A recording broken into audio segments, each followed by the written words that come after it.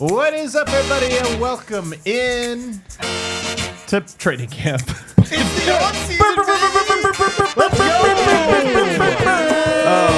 go. Recording this, not live, pre-recorded, sadly, from our, well, I mean, people know, from our Airbnb out here in La Jolla.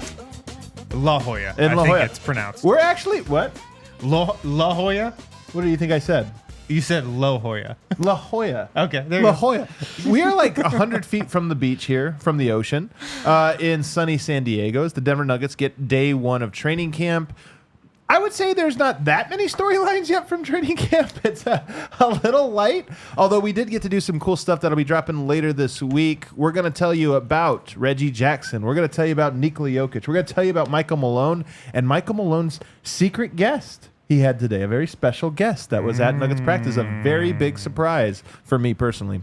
Yeah, it's quite the tease, bro. We also have a central question that is emerging, I feel is emerging. That is Reggie Jackson going to be good this year? I've almost written it off, but I'm starting to.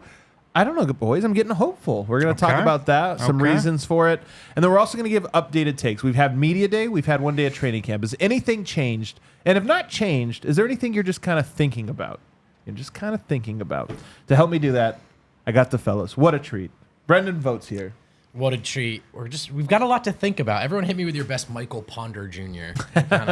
So much to think about. So much to think about. I've also got Harrison Wins. Boys, nothing like a road trip with the fellas. Oh, another trip with the fellas, Harrison. I'm telling you, man, we've been doing this a while now. 4 years we've been doing this. I know. And it is fun, these little weird trips we take. You know, these We little always things get in a weird Airbnb. And I don't go on trips with other people. Yeah, the Airbnb said Wi-Fi. That was a lie, it turns out. Not enough internet to go live, sadly. But guys, Denver Nuggets training camps here. There are some news and notes from around. I'll just start like early impressions. You know, they've been here at San Diego for a while. I'll go first with just my first note. New media here today, but deceiving a little bit. A little bit deceiving. What do you mean by that, Adam? So in years past, we've come here and it's been like us and Mike Singer, right? That's it. Nobody else here. This time, Bennett, still here at Denver Post, and us. San Diego local newspaper came down. Is it Mark Medina? Mark Medina was in the building. Like there was just a little bit more media than typical. I think that was only day one, though. I think those people were all here for day one. Well, there are other training camps happening in the California area. That literally what was told to us. I'm Yeah. like, yeah, man. I mean, come on. I'm only one day here. I got to get to the Clipper. I got to get to the Portland I got to Trailblazers. get back to Colorado to see the Sixers. You got to get to Colorado. That's right. Yeah. No, but honestly, Wind, is this not a note? We've been coming here. This is the most media. Not that there's been a lot, but there was like new eyeballs at training camp. Yeah, for sure. I mean, I don't know if it's exactly the best eyeballs to have on training camp. I mean, Man, fired. shouts to her, but somebody asked us, how do you pronounce Nikola? Yeah, that was you're right. Is it You're Nikolai? right. Yeah, Jokic? Yeah, we Hey, did get that Here's one. what it was. It was the local media looking for a stamp from the champion Denver Nuggets All right. on their city. You know what? Great take. Way to flip this around from what is accurately portrayed by Wind as a like kind of a like whatever. But you're also right. So here's the thing.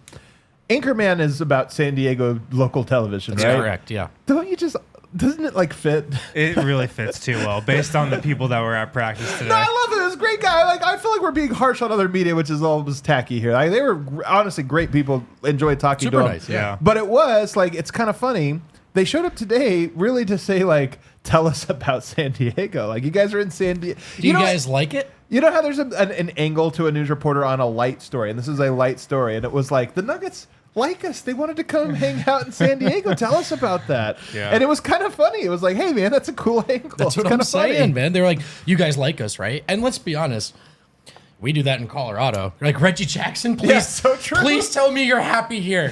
Have you seen the mountains? Yeah. No, how big are the mountains, Hunter? They're huge. They're huge. How about that fly fishing, huh? Like, Yeah. You're so right that everybody loves to be pandered to. But there's two things. Michael Malone was asked that specific question, and I thought he was so good about it because he had two very important answers. One, Malone, give him credit, man. He knows the assignment. He can tell, like, what are you asking me? Oh, I know what you want. And he went into, Oh, we love it here in San Diego. It's beautiful. There's so many activities for people to do. One of the reasons we love coming out here is there's so many activities and it's beautiful. And like he pandered.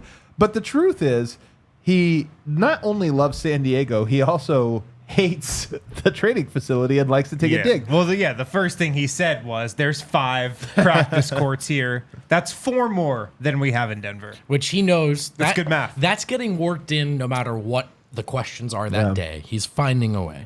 Which is so funny, man, and I salute him for it. If you listen to our YouTube, you can find all the interviews from today on our YouTube channel. You can hear me laugh when Malone says that Is that line. true? You actually can hear it? It was pretty loud. Dude, he needs to get more creative, though. I will say this. 5 courts here. He's used that one before. He needs to just keep upping it. And, like, what's the square footage? You know what I mean? Square footage. He needs to get, like... I personally... Have you guys seen this lighting? Yeah, the central air is... No joke. You saw the Jumbotron? Yeah, huge, man. Giant. Said, welcome to the NBA champion Denver Nuggets. Not at the UC Health practice facility. So it is kind of cool, man. That was pretty funny that Malone just every year has to get in his annual dig at the training facility in Denver. What else, real quick, guys? Just we'll send segment 1 going over some of the news and notes from availabilities. What else stood out to you about Michael Malone? I would say, I don't know if this was a concerted effort, Harrison. Curious what you think.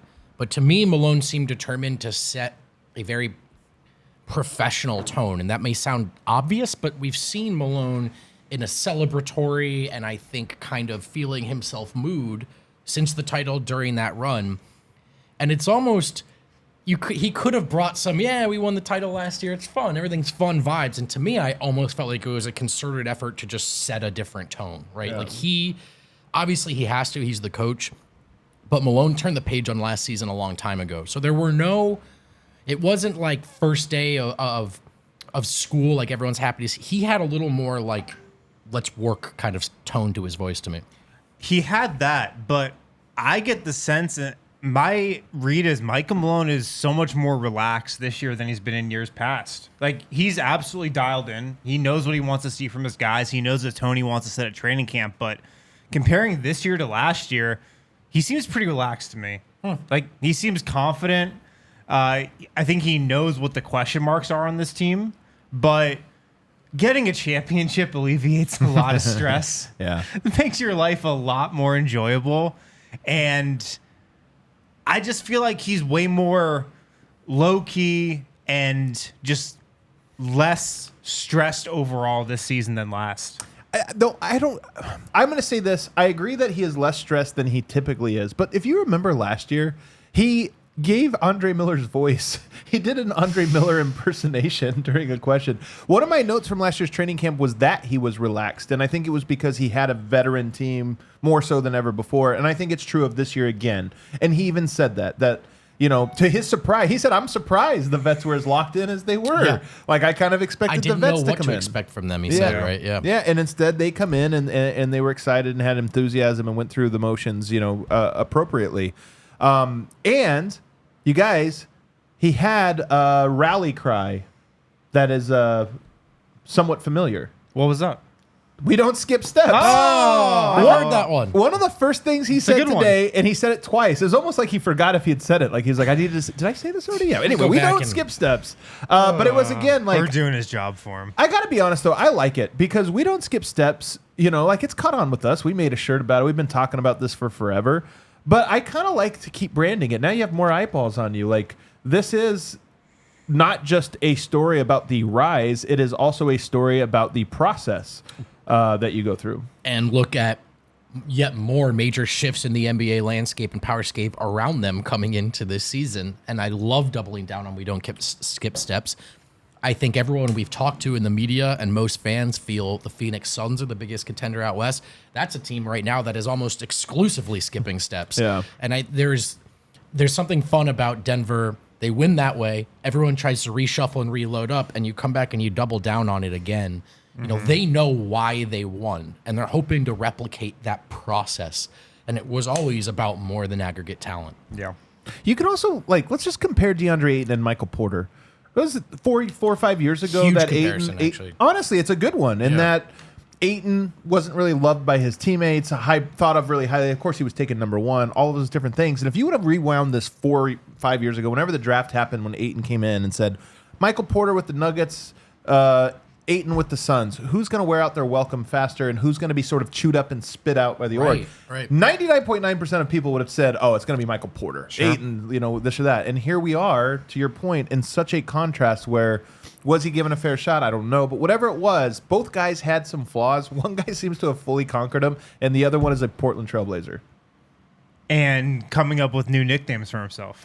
Yeah, I don't The think domination. you can't say that Like, about that's yourself. terrible, man. Yeah, if an That's so announcer bad. says that, maybe, but you can't be like, that's why they call me So dominating. bad. That's Look why- around. Look around, right, For guys? anyone You to- hear right? that? That's You what guys they call call me me. that. Yeah. This is like in college. Right there. My nickname was the Reject.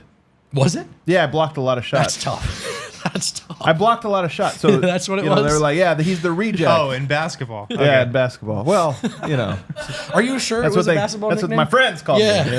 Yeah, my friends. Yeah, they liked you. There was a surprise guest in the building, and it was a real shocker to me. Melvin Hunt. That's Now- a blast from the past. A blast from the past. I think it even predates you guys. Like, I only been here does. slightly longer. I mean, I was alive, but I was not covering the Nuggets. I didn't mean like that. Melvin Hunt was actually Michael Malone's predecessor. Yeah. He was the interim head coach after Brian Shaw was fired. And just kind of a little bit of backstory. Nuggets, Brian Shaw era was terrible. It was an absolute disaster. God. And the reset began when they fired Brian Shaw. But it was one of those ones where the season was over. They wanted to tank. Melvin Hunt, great personality. I love this dude. He's so funny. He's so happy. He's positive. He goes in there. He's he was the assistant coach that is friends with all the players. Friends with everybody, Yeah. man. Like, everybody loves him. I'm sure he was like probably not that of a taskmaster or this or that. Yeah. And I think at the end of the year, Brill Barton was there, Gary Harris was there. He was like, you know what? We're going to play some young guys more, and I just want you guys to play free and shoot. And the Nuggets went on a run. They kept winning at the end of the year when they were like, you're supposed to be tanking. And then, of course, they did not hire Melvin Hunt. I think he went to Dallas. And then Right. Michael Malone came in. But Michael Malone knew him from Cleveland. They both were assistants out there, and he brought him in. And to be honest, I asked him about it. When I asked him the question about, hey, your predecessor, I don't even know if he thought about it that way. You know what I mean? I don't even know if he thought about it. It was like, oh, yeah, he was here before me. I just think they're friends. And he said he was in the area. But I thought it was kind of one of those cool moments, like Melvin Hunt. He was here right before this whole thing started. Now he's here after the championship. It's kind of cool. Yeah. No, it is kind of cool. There was another special guest, though. Really? Yeah. Joey Crawford. Oh, you're right. Former actually a bigger NBA guess. referee Joey Crawford, who, look, we only saw we actually didn't see any of practice today. We got let in. Practice was over. Guys were walking gone. out of the gym First already. bus was gone. But Nikola Jokic was still talking to somebody and stayed talking to somebody for about 10 minutes. 10 minutes, I think, yeah. It was animated. Joey Crawford. It was a animated. referee that he's gone to battle with many times in the past. Was he Joey Crawford? Did he go to battle many times? Didn't Joey Crawford retire in like 2018? He probably had a few battles. I don't know if he ever got thrown out. I don't know if he ever got thrown out, but I'm sure those two have sparred before. But they I had what looked like a pretty lively conversation. Listen, the Serbian hands were out. Oh, they were out. They were out. There was a He lot of was expression. talking and moving. A lot of, You know what? First of all right, let's game theory this. What could he have possibly been discussing? I think we know what they were discussing. What? I'm sure Joey Crawford is an advisor in some capacity to officials now, and I'm sure Jokic was asking him about how things are going to be officiated this year compared to last year. Can I get away with this? Can I get away with that? Is this a foul? Is this not a foul? Stuff like that. That would be my assumption. I will say, because that's why he was brought in. It was like the ref clinic thing they do. You can ask questions or whatever. But Jokic wasn't asking answers and then saying, "Okay, cool, thank you." That's my point. He was asking It looked questions. pretty like a one-sided conversation. Joey was responding, and Jokic was going, "Here's why you're wrong." You got a good video. There's a video of it tweeted on the it out. DNVR Nuggets Twitter. I asked Jokic about it too. Unsurprisingly, he didn't bite, but He wouldn't want to talk about it? I thought there'd be anything. never He likes just says, "I know Joey," and we talk. So, I mean, I don't, again, since Yoke won't give it, let's all speculate recklessly. Yeah, of course. I know this is I'm certain this is exactly what it was. Is Jokic? There is a scene. I always compare him to Will. Is it Will Hunting? Yeah, Good Will Hunting in the movie. Well, Yep. I was trying to remember what his name was. But yeah, I got it's you. Will Hunting from Good Will Hunting. But isn't there a scene where he's like in court arguing something? You remember where they have to go find it, where is he? And he's actually turns out he's in court for something. He's arguing the details of a certain law. This is Yoke. He's this is where he gets energy, just battling the league's highest ranking advisor for officials. And he's like, no, I found a loophole. You're wrong. And Joey Crawford's like, look, man, we're going to call you for a foul. I don't care if you think you're right or wrong or not. It's a foul. Oh man, he was deep in the Sombor bag today. Yeah, it's pretty funny. But Malone, I just to kind of finish with him, Malone, I do think was positive, and the fact that he was sort of delightfully surprised. It's just about the intensity of the vets. Yes. To me, this is, and we'll get to it here when we talk about Reggie. But to me, it's one of the storylines of this season. So far, 2 days in, is that the guys just seem more ready than we thought. The guys seem a little bit more locked in, motivated, ready. And I think that became especially true or revealing when we talked to Reggie Jackson today. Let's take our first break. On the other side, I want to get to that because he had some great quotes. Guys, if you're booking a trip to Vegas, make sure you're staying at Circa Resort and Casino. It's Vegas's first ever adults-only casino. No kids. The world's largest sports book, stadium swim with the 143 by 40 foot LED screen, the best Big place to watch sports, I'd say, in the world. Circa Sports, we all stayed there during Summer League. It was awesome. I mean, if I have my choice, I'm not staying anywhere other than Circa. The casino, the hotel, the resort is beautiful. It looks brand new. It pretty much is. The rooms are awesome, way nicer than most of the casinos you're staying in on the Strip. You can book your stay at Circa Resort and Casino for 20% off with the code DNVR20.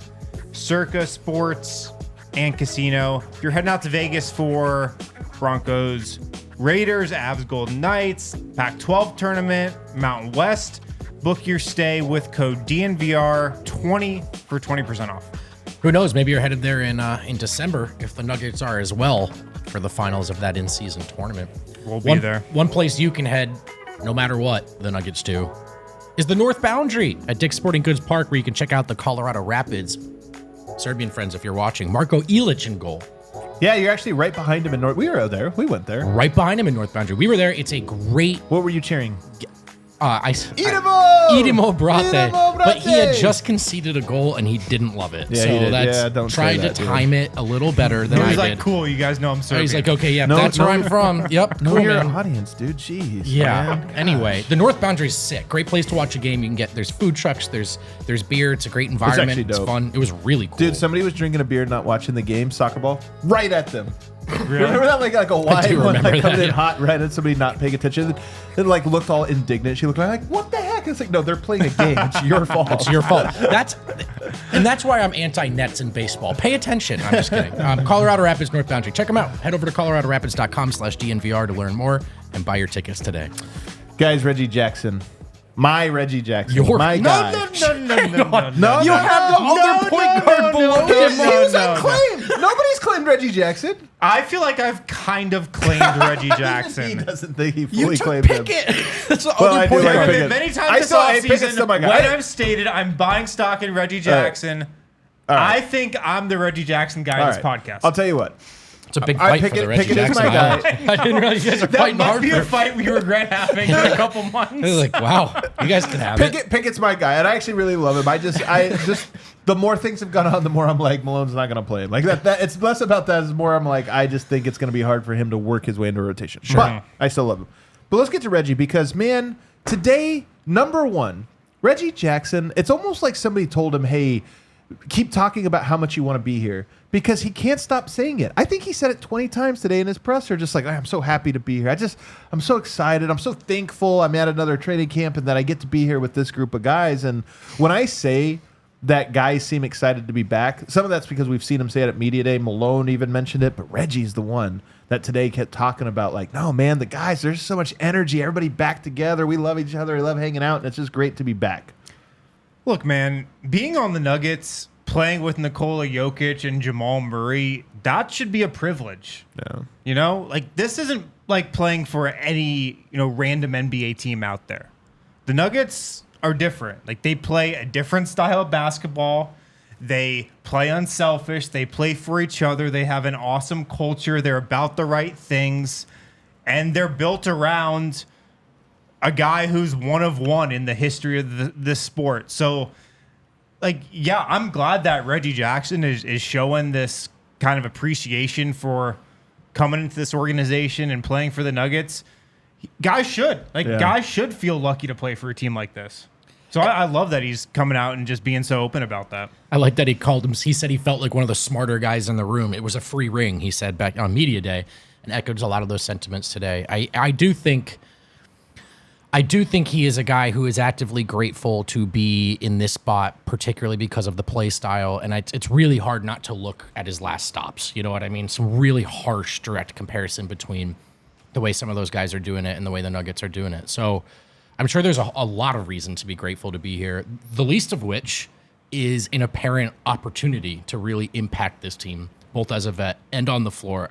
Last year, I think even he made some jokes. It felt kind of like a late edition, kind of a tack on thing. He just got here. But this year is Reggie's opportunity to sort of make a good name for himself in Denver the way Jeff Green just did. And I think he understands that. If you think about Reggie, he's coming here from the Clippers. Right. Bruce Brown came here from the Nets. Both those guys. You're right. Had the same emotion when they joined the Nuggets. Just an overall thankfulness for being on an organization in a culture like the Nuggets are. And Nuggets are special, man. Like they do it differently, I feel like, than a lot of other NBA teams out there. And I feel like when guys get here, especially guys that are coming from cultures that aren't like this one, I mean, it's pretty obvious. It's pretty obvious when you get here how different it is. Well, yeah, everybody knows companies like that. I even feel like we have some of this. Like we brought people in from maybe different markets or different cities or this or that or different companies, and that's one of the things they're always like is like, no man, it's fun at DNVR. That's like, it can be like this. That's like a fun place to work. And they're like, what do you mean? It's not like this. Yeah. Like what's different? Everything's different. Nothing's the same. We gotta laugh about it. Here's a line that really stood out to me though, guys, that I really like, and it's not gonna stand out right away. He says something out, we're 2023 NBA champs, you can't take that away. But we have a goal set out for us this year. Just be the best we can each and every day. He goes on to say to get better each and every day and then see where the chips fall at the end of the season. Now, why do I like this? Because it reminds me of Aaron Gordon said yesterday. Our goal is just to be the best we can be. We think we can be better. Our goal for this year is just to be better than we were last year. You think like, I thought the goal was the championship. I thought it was this. Michael Malone says that. And there are guys that'll say, we want to win. They'll talk about Jamal, the stated say it goal. straight Yeah, up. just say it straight up. And I think all of them agree with that. But I do love the mind frame that so many guys stress that is this. It's like, what are you actually aiming at? It's hard to aim at a championship in October. It's really hard. What can you aim at? We just want to see how good we can be. We were good last year, and it paid off as a championship. This year, we just want to be better. And to me, that's like the perfect mind frame when you're trying to repeat. Focus on the championship in April when the playoffs start. That's when it's like close enough to attain. Right now, I don't know. We're pretty good, but I think we can even be better. That's like, yeah, that's exactly it. Yeah. Yeah, no, I mean, I love that approach. Like, there's been some dynasty talk from Michael Malone here at training camp and at media day and like At the parade. The Nuggets have goals that, even reach further than just this season. But I love that mentality because like we always talk about how Nikola Jokic lives in the present. He doesn't look far ahead. He just lives day to day. I feel like that's just kind of the Nuggets and Reggie Jackson living day to day. We're just going to be the best version of ourselves today, and we'll worry about tomorrow.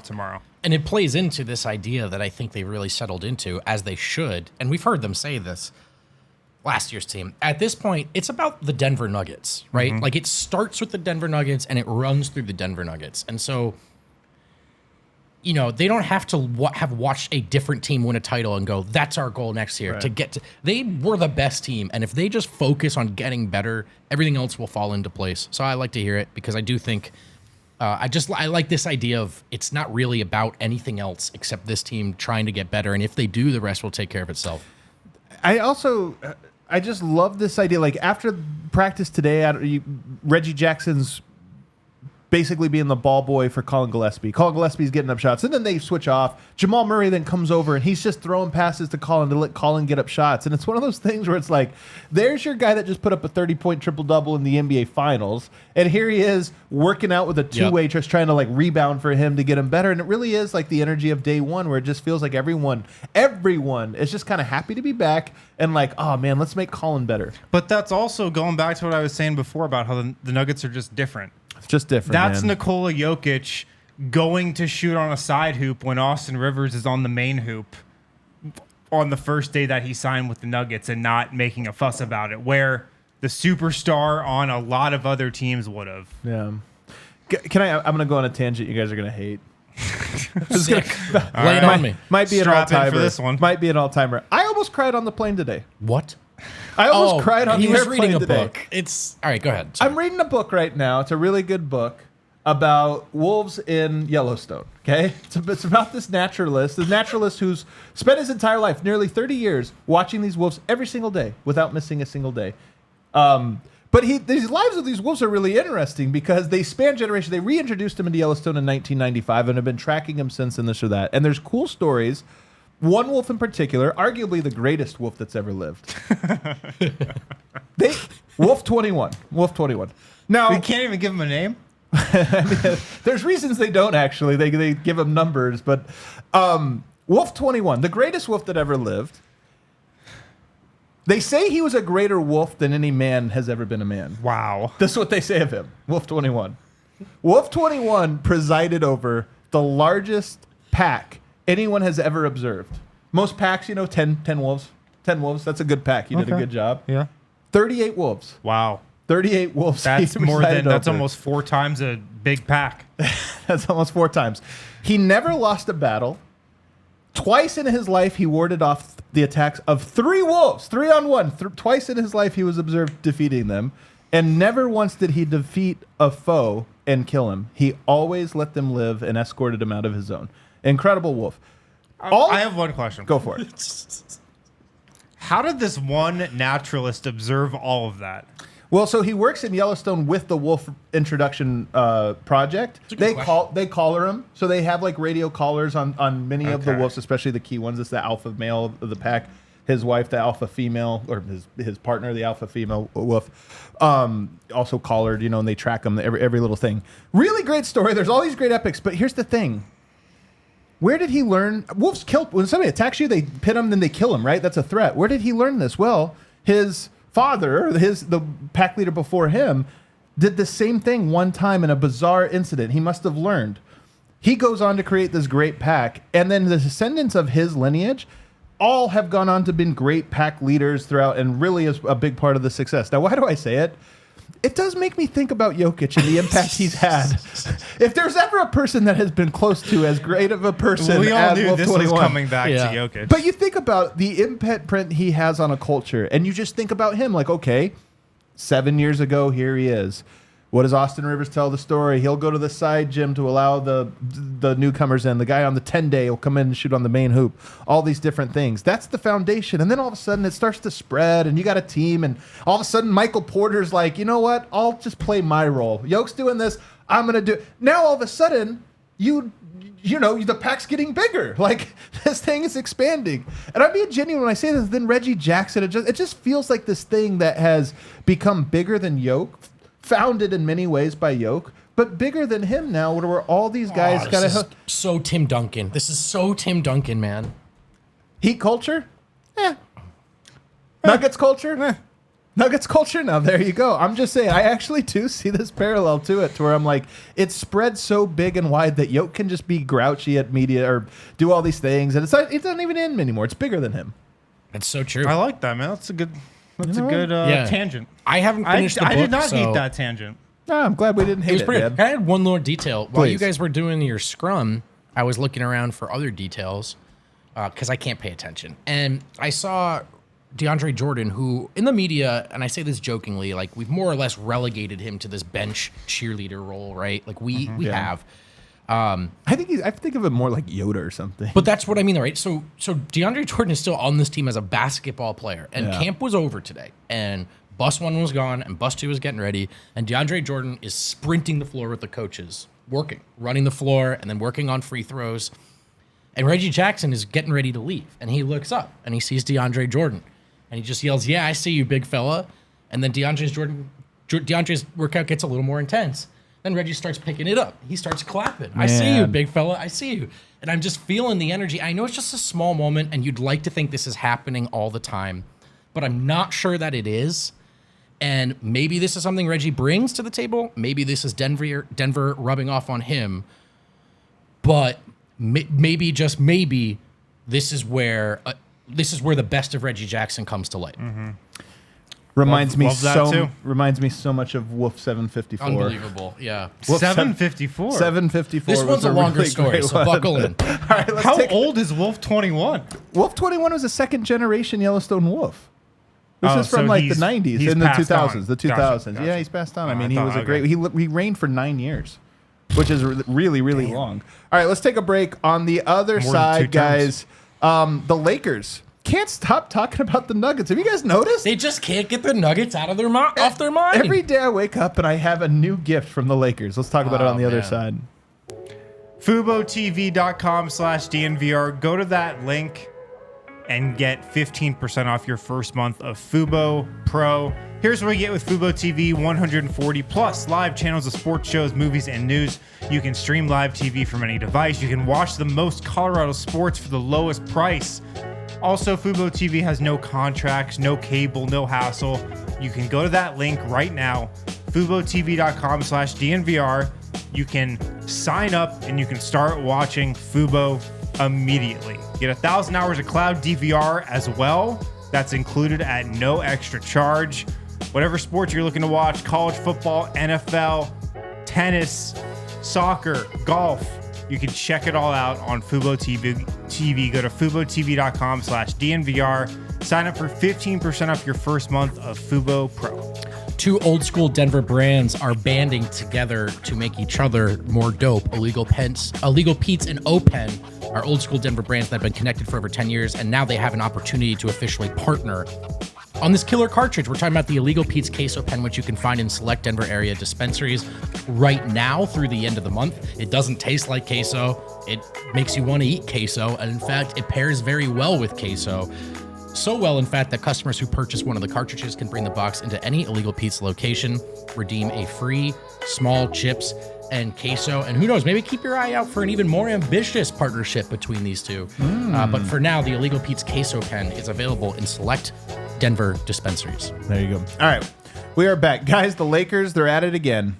First of all, we saw Anthony Davis had just like one of my favorite quotes ever yesterday. Just one of my favorite quotes ever about the Lakers are talking and they're saying things like our Nuggets talking and like they're the Lakers' dad and stuff. And I was like, all right, me and Braun had a conversation and we're gonna get him back. And it's just like, it's so good. But then today there's an update, Harrison. This update comes via Austin Reaves. Austin I remember him. He's he's the one that was at FIBA? He won Defensive Player of the Tournament. Oh, okay. There you go. He was on that great Team USA Yeah, team. that gold medal winning U.S. team. Yep. But Austin Reaves was asked about the Nuggets' comments about the Lakers. He said, "I think everybody knows it was pointed at us." They said it. They were pointing at you on the floor. Bruce Brown pointed at you. They can do it indirectly if they want, but I think it was very obvious to the public eye. That's why everybody was talking about it. What was indirect? Gosh, it's so great, You see man. stuff, Reeves said, me personally, I try my best to stay off of social media, not look at all that stuff. Of course. Yeah, of course. Naturally. Yeah, well, this just naturally. flooded into his mind. It wasn't his, it just happened. Austin Reaves goes on, I was happy to see Denver as the first game. It's a big night for them, as it should be. You tip your hat to them. They played a hell of a series against us and then won it in the finals against Miami. But at the end of the day, we can go get a win that first game on their rig night. obviously not spoil their day completely, but start off our season in a good way. Hey, you know what? Kudos to Austin Rivers. That quote's actually not that bad.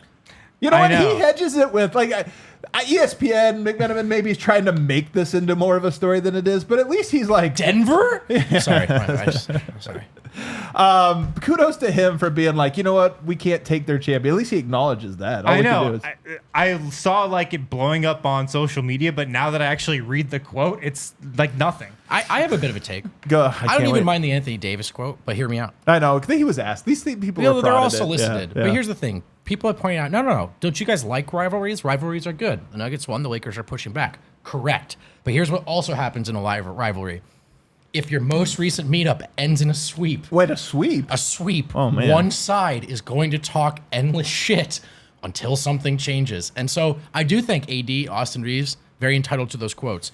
People like us, very entitled to turn it into segment 2. I love the conversation. They really should have had that conversation after game 1. What was the conversation? Bro, I don't know how to guard it. Do you? It seemed like the result of the conversation was Anthony Davis switching to power forward full time.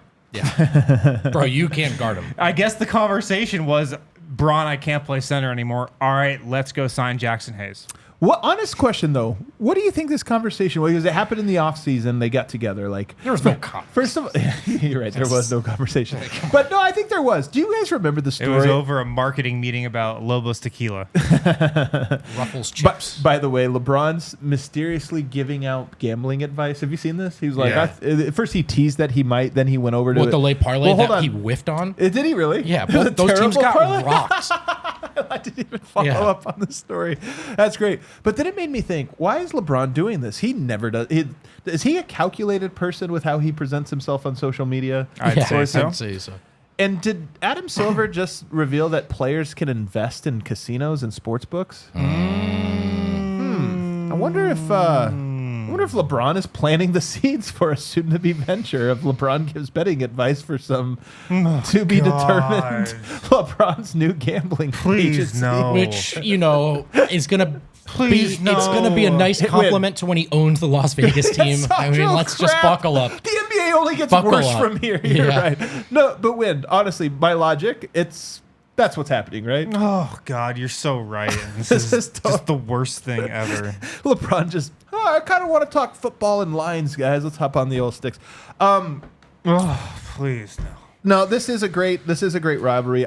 The conversation did remind me though, if you remember a few years back when AD and LeBron were recruiting Damian Lillard. I'll give Dame credit for this.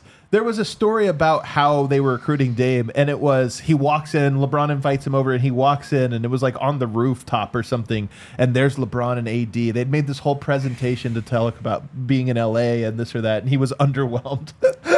That's actually sick. That's It's like, this sick. tequila actually sucks. But I just kind of wonder, like this. So I like to picture those two guys on their rooftop again, Yeah. like Yeah. hatching their Deep next in plan. conversation. What do you think was said in that meeting between them about how they're going to get back at Denver? We got to get back at Denver. Bet. You think that was End it? of conversation. All right. We're just going to bring it this year. We're just going to bring it. Yeah, we're just gonna bring it. I mean, I'm with both. I doubt there was actually much of a conversation. I'll bet you the conversation was, and LeBron set the seed, laid the seed. How many for it. emojis were in the text from LeBron? It's a text. It wasn't even a conversation. No, they were on the rooftop. In my mind here, fan fiction. I think it was. They made so many lucky shots. They made so many lucky shots. Jokic hit 2 of the luckiest shots in NBA history. They'll never make those shots again. I The almost did- guarantee- Sombor shuffle? What? we got Didn't LeBron swish an alley-oop attempt in that series? Just to Anyway, I wanted to ask another question here because we did the Reggie Jackson thing. What if he is good? I'm starting to play with this possibility. Real quick, let me run through his numbers prorated for 20 minutes a game. He played when he did play for the Nuggets the regular season. It was 20 minutes a game. So let's just say 20 minutes a game as the backup point guard. That would be he had a good year and he had that spot all year long. If you go back to 2 years ago stats, not last year, but 2 years ago, he had a really good year when all the Clippers were out. If you prorate those for 20 minutes per game, that's 10.7 points, 3 assists. Now, here's the thing. He only shot 32% from 3. He's a career 34% shooter. He had a 48%, or he's a career 48% effective field goal percentage shooter. So he's never been an efficient scorer. So the idea of like, oh, he just had a hot shooting year, not true. He was an effective player on a bad team, but it wasn't like his numbers were better or worse. So, Harrison, 20 minutes a game, 11 points, 3 rebounds, 33%. Could he have that kind of year, and could it be a positive impact year if he has that? Yes, I think he can. Because I'm buying into the storyline that Reggie Jackson just never felt comfortable in Denver after he got here after the trade deadline. And you could even tell, I thought, in just a lot of the comments that he made, like Vogt was saying about how Reggie Jackson was saying, they just kind of gave me a ring. Like, I feel like he almost felt like he wasn't supposed to be there in a way. Sure. And now, a full summer here, full training camp. There's a lot of talk about he's taken a lot of the young guys under his wing. Yeah. I feel like he feels like he belongs here now. And that can do a lot. And by the way, that part, because I don't know if this made, I don't think it did because it's our audio that's up there, and I think Ryan Green cut it before. But when they was him and Justin bantering about who should sit closest to the trophy. Correct. And he was Justin's like, it's not my trophy, it's yours. And Reggie was like, it's not mine either. I just got here. I just got here. Yeah. I didn't earn it, which is weird because to me, I'm like, dude, you were part of the team, man. I kind of loved that though. I actually did. Not that he should run away from it, but I understand this is a clearly different opportunity for him. You know, I once won a national championship in something, and I was like the 20th best player on a 22-person roster. Ultimate Frisbee, don't get too excited. And it was cool that we won. I did feel a little bit like those guys went out and won it. Now, especially if I had if you're a national champion in Ultimate Frisbee, don't get too excited. I didn't play very much, but this is my point. It doesn't matter. It's a cool medal, but I sure wish I was part of the top 8 and like top 7 or really played at all. But my point is, for an NBA player who comes over mid-trade, and my athletic experience has nothing to do with this, but who comes over mid-trade, I kind of like that he's like, look, there was work that put in years before I got here, right, to build a culture and all of that. And I actually think it's respectful. You guys built this, but now year 2, I want to help you take it further. I want to be a part of it. I actually really like that. Yeah. I just, even throughout last year, not playing well obviously didn't help this, but I didn't get the sense that he ever felt like super comfortable and like he was a part of the team. Now he obviously is. But that is how it is. When you're the last guy to join a group or something, it is an uncomfortable thing. Like, you almost do have to go through battles with a group before it's like, hey, now you're a part, you really fully feel it. Even if you're accepted in, And it's not like the guys didn't accept him. They accepted him. They welcomed him into the locker room, but he wasn't playing well, and it was just kind of a situation where if you're a guy in Reggie Jackson's shoes, you just kind of probably feel a little awkward. Sure. What about some lineups here, though? Because here's the other thing about it is if we go with the one-person stagger, here's 2 options that I kind of foresee. You have Reggie Jackson and Christian Brown as your backcourt. You have Peyton Watson, Zeke Naji, and somebody else as your front court. Who is that somebody else? Is it Aaron Gordon? Are you just going to play Aaron Gordon stagger minutes? I'd be shocked. Are you going to put Michael Porter there? What if you want small? Isn't that hold on. Isn't that a little bit small? Reggie, Christian, Peyton, Michael Porter, Zeke. Is that like enough front court bolt? Peyton Watson skinny, Michael Porter skinny, and then Zeke Naji is not exactly like the strongest. He's a strong guy, but he's not like center strong. I think Michael Porter, Zeke Naji is fine. So you think that works? That definitely works against bench units. I mean, hell, dude, that's one way for Michael Porter to sort of have his cake and eat it too. He's like, I know my role. That's one way it would be different. Be like, no, your role's actually also with the bench. You need to shoot the ball. Who was the backup for last year? Backup for, man, you're making me go all the way back to last year. Yeah, Jeff Green. He's huge. So you're going, because if you roll out the same configuration as it was last year, you can stagger Jamal Murray with Reggie Jackson, Christian Brown, Peyton Watson, Zeke Naji. Peyton Watson is your Jeff Green. Right. You lose a little strength there. Yeah. Kind of. Jeff provided those things in theory, I think. I mean, I know he was big, but it didn't manifest in, like defense or rebounding. Yeah. I think it could work. But It it's not does seem a natural, little right? small. It's not natural. That's the thing. Is it doesn't. Peyton is clearly a 3, I think, This is- especially right now. This is why, and that lineup leaves Christian at 2, Peyton at 3. That's what I'm trying to do. Yeah. It kind of sounds like a mess to me, that lineup. It just does. Well, the I bench kind of sounds like Well. a potential All mess. right, here's to me. the other one. To me, I'm with you. It could work. Like, let's be optimistic. It could work, but I don't know. The other one is what is likely to happen. Jamal Murray staggers because he always does.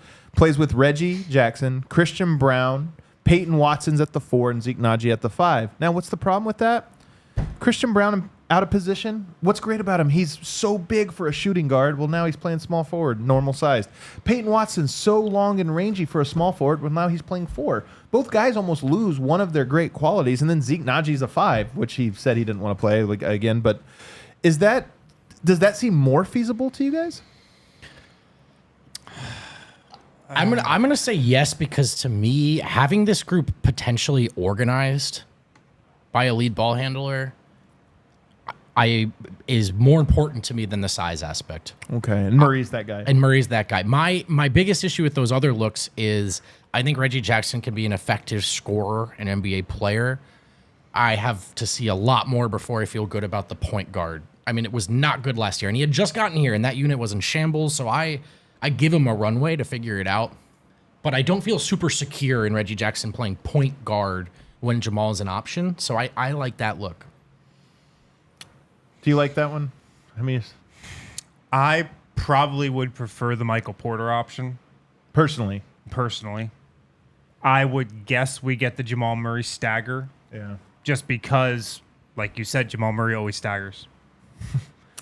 But I mean, that's And you what, won a championship with Murray staggering. That's what, yeah, but with Jeff Green, with a little more size at the 4.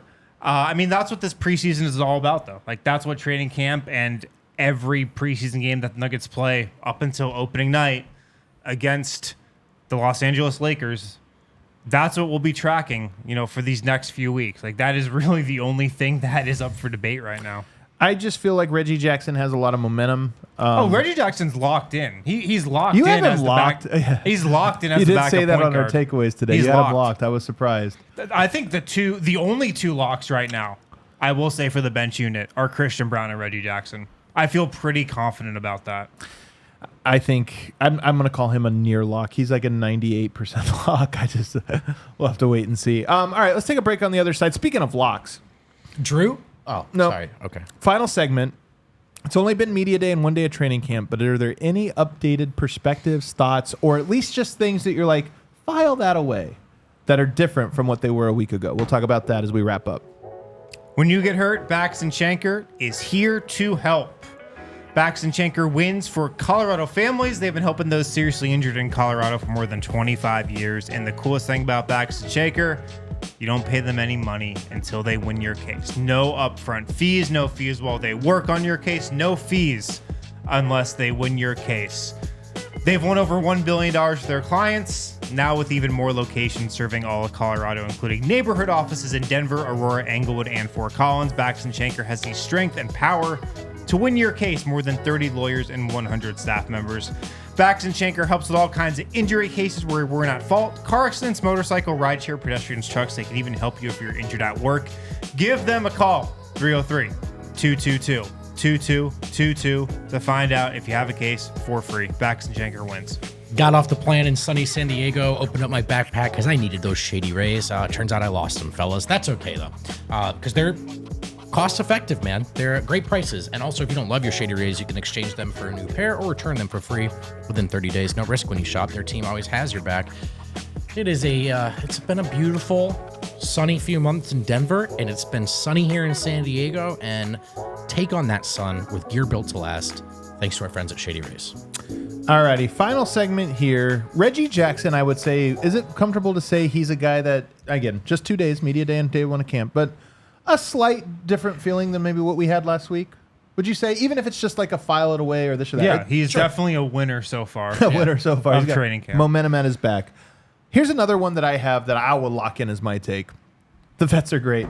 I really didn't know much about Justin Holiday in terms of vets. He's great, man. He seems great. DeAndre Jordan seems like You lost, Jeff Green. Are you going to be, how's it going to be? He seems locked in, man. He knows what he's There's doing. even more leadership opportunity now. Maybe so. Reggie Jackson seems like that guy to me. I look around Denver's roster and I go, man, the vets are back just like last year, to where I'm like, all the veterans on this team are great. They've had the great veterans in eras past. Paul Millsap, the Demir Nelson, this or that. But I just feel like this group is like the right group to be with this team to make a real run at a repeat. And a starting five that's rounding into a veteranness of their own, right? Yeah. They've been in the league for a long time now. They've played series together and they've won and lost together. Now they have a title together. So it's not overconfidence or anything. There's just a calmness to it. They know what to do. They know what the work is. And now you do it day by day. And you can't skip it or rush it. But I do feel like everyone in that building they know exactly what it takes now. And you just go out and you do it. Absolutely. We're going with things we feel differently about. Go for it. It's not because of anything anyone said, just to be clear, but I'm a lot less sure about the bench than I was a week ago. Not that I was ever sure, just to be clear, but I did talk myself into the youth movement, the defense, the switchability. That was the obvious path last year to their best lineup. But I'm just going to pump my brakes here for the sake of my own sanity and just expect a messy 2-3 months with that second unit to start. Probably the safe bet. Because there's a lot to figure out. As we talked about earlier, Peyton Watson is essentially an unknown quantity, right? So there's a lot to figure out. And as much as we love the direction it's headed in, I'm going to say pump the brakes on the bench. I think that's smart. I don't have Peyton Watson right now as a lock in my bench unit. I think he will be in there at the start of the season. That's my prediction. But I don't have it as a lock right now. I just don't. I mean, I always thought he was going to have to earn it. I think they want him to. And I think that's the smart thing. You want to make him earn it. I honestly think he's going to follow in the Christian Brown footsteps. And there's going to be like opportunities early, maybe preseason, and then all of a sudden the season rolls around and you're like, wait, he collected a DNP tonight? Or he only played 4 minutes? He played one stint and it was a short stint. I just think that's going to happen. And I think fans are going to be mad. And I think there's going to be a lot of that. And then over time, he's going to work his way into that spot. And then over time, even later than that, he'll probably work his way into the circle of trust the way that Christian Brown did. And by the way, Christian Brown, DNPs in the playoffs last year. Yeah. It happened. He had games where he played 2 seconds. Remember when he played 2 seconds in the playoffs and then got pulled out? Like, it's going to happen, I think. But Christian Brown had great moments and helped him win a title. And that'll be my prediction. Also of note with PWAT, he limped off the court today. Man, really? Ice around his left ankle. Around his left ankle? Yeah. Huh. There was no report of that from Malone, so I didn't hear anything. I mean, it's probably not a big deal. I just saw him limp off the court. Malone didn't say anything, so we'll check in on him tomorrow and just see how much he was able to go. How about this one, guys? Year of Jamal Murray? Are you sure? Is that to me? Yeah, let's just go to win. Again, this isn't a thing where it's like a take. This is just a file it away. I mean, what did Murray say? October, November, I'll be ready by April. Like these types of things. I just look at it and I go, I don't know, man. We might be able to run it back here. It's just day one of training camp. I'm not going to go too far, but file it away. Yeah. Although I will go back to what I said, I think yesterday, Michael Malone wants this to be the year of Jamal Murray. So we'll see. I've thought about this a lot. Maybe it's just dopest if Jamal never does this. Yeah. But then every year the playoffs done, we're like, is he ready? And then he's awesome. Maybe that's just great. Maybe that's the best path forward. All jokes aside, I think, these challenges, and that word can have a certain connotation. Like, these are professionals. It's what happens, right, in that building. These challenges from Malone, and I think also Booth in a way, indirectly, those are coming from voices that maybe it should carry a little weight, It's not criticism from the media from the outside, right? These are people who understand what you're capable of and what the next step for you and this team is, and they've identified it as something that's to be worked on, right? And that's different than us three kind of having an opinion and Jamal not caring for it. So I would love for that to be the next step in his game. I also understand if Jamal is feeling very validated. Like, why are you guys worried about did you not watch? So I get that too. I wonder if the Nuggets know they just have the formula now. Yeah. They ran the formula last year. It worked. Why would we switch it up that much? And that's Malone's job, man, right? Like to keep the starters and the stars out of that mindset. Yes, we want to keep this group together, and yes, we know how to win. But if we just think that it's done for us or it'll happen for us, it's not, right? Yeah. So you have to be pushing forward and trying to get better. And that is the next way for Jamal to get better. Yeah. Any others you guys have? File this away. How about this one? Reggie Jackson today was asked, like, Yoke said he didn't touch a basketball, but, blah, blah, blah. He goes, he probably didn't, but he still looks like the best basketball player on earth today. He's better than Mason Plumlee? He's better than Mason Plumlee. Okay. Here's my take. We do it every year. It's the rule of Miroslav. Just pencil Yoke in for another MVP caliber season. He's gonna be awesome. Yeah. I mean, I forget what I wrote, where I wrote this, but I wrote recently in an article that it would be shocking if Jokic was not top 3 in MVP. Yeah. It'd be pretty surprising, no? If he wasn't top 3 in MVP. It feels like it would have something to do with something else other than the way that he's playing. Like just default is going to be top 3 MVP for him. It does feel that way. I think that feels. Have we right. talked about Malone's look on the air? Yeah, but you can go back to it. I love it. Yeah. Come back from the title. You reach the mountaintop, full beard, hair's a little messy. We should ask him about it Voice tomorrow. a little gravelly today. Yeah. I love it, man. We got to ask him about it tomorrow, man. I'm telling you, dude, Malone is so ready to morph into Popovich. He is so ready. Does he cut his hair? Greg? No. Malone. The look he has now, is that how long? Is this a training camp look? Is this a I see. preseason look? Or is this He's got a nice little fade going right now. It's nice. Did you see the fade today? I did. I got to check it out tomorrow, I was man. standing right on the side of him. I had a perfect view of it. It looks like he got a cut yesterday. I just think all the good coaches should look like their lives are falling apart. And I think I like that. I like that direction. Nothing else, huh? No other I mean, it's only one day of media. It's all right. The gym is nice. We can go back to that. 5 courts, 4 more than Denver has at their practice facility. It is nice. I will get us out on this. I got to have a nice chat today with David Adelman.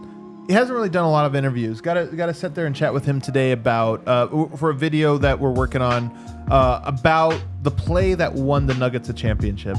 It's a little, it's a little over the top, maybe embellishing a little bit, but there is an action in the Nuggets playbook. As you guys know, every year I work with Half Court Hoops to try to put together an entire playbook of the Nuggets, just try to study and learn them a little bit better. There's one action that really stands out. You guys have seen it. I've put it on Twitter. I've broken it down on what play makes this play great before, like different aspects of it. I got David Adelman to walk me through it, the history of it, which also dates back, with it weaves in and out of him. It actually weaves in and out of Serbia, believe it or not, if you guys want to know. Doesn't it always? As a little tease. And then David Adelman, super producer Kale, did a great job of capturing an interview with him today. It was all right, We'll work on that. But he had some great. Kale, did he not have some very interesting Adelman details? was great today. He really was. You could tell he loves talking X's and O's. He loves sharing that. I'm gonna You could have been better, Kale. I'm going to try to get this done as quickly as possible so everybody can check it out. So stay tuned to that. Some cool stuff going on for us out here. Day 1, always a little bit uneventful, but I'm looking forward to day 2. We'll probably hear from Jamal Murray. We'll probably get a little bit more information about who's standing out. I mean, you guys can stand outs on day 1. People are like, come on, it's day 1. Nobody stood out. I think we'll probably get a couple as we go throughout the week. Prediction, Grumpy Malone, we getting it this camp? Are we getting it tomorrow? When's the bad practice where he's grumpy? He said today was a good practice. Yeah. I like the energy. He liked the energy today. Bad practice could be coming tomorrow. You think tomorrow? I think it's Wednesday. I think it's Wednesday. Oh, no. What is tomorrow? Wednesday. Wednesday. Oh, yeah. Yeah, I guess I think it's We tomorrow. only have Wednesday, Thursday, Friday to go. One of those has to be a bad practice. Last year, there was no bad practice. Last year, there was not one. That's true. I'm predicting a bad practice tomorrow. All right, tomorrow, kicking the pants, man. We got to get after him tomorrow. We'll be there tomorrow. Look for our stuff on Twitter, on YouTube. We're going to have takeaways videos. We're going to have all the interviews uploaded with great audio as quickly as we can get them to you. Harrison's going to have some fire for you up at thednvr.com. We'll see you guys tomorrow.